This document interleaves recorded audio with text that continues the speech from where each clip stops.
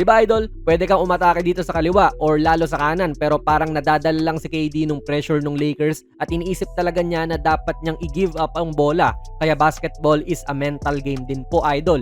Kung nasa isip ni KD na attack mode siya kahit may double, malamang magkakandara pa tong depensa ng Lakers pero wala. In this quarter na paniwala ng Lakers si Durant na dapat gini-give up niya yung bola lagi kasi nga dino-double na siya. I mean, hindi naman po masama yung ipasa sa open yung bola idol. Yun may be yung tamang play talaga pero kita naman natin kanina pa. Puro ganun lang paulit-ulit yung ginagawa ni KD at hindi niya inaatake yung double kahit isang beses. Niwala nga siyang paint touch. Hindi siya tumapak man lang sa painted area kasi nga nagpadala siya sa double team. Ayan, na-steal ni Luka. Tunog mamaru idol ano naman, again, umay na siguro kayo. Nagpadala si Durant sa double team at yun na yun, hindi na niya inaatake talaga at auto hanap na lang siya ng mapapasahan. Panigurado idol sa next game ay i-adjust ng Houston to pag nakita na nila sa film. Lakers kasi ulit yung next game nila. Pwede kasi umatake si KD dyan pero hindi niya ginagawa.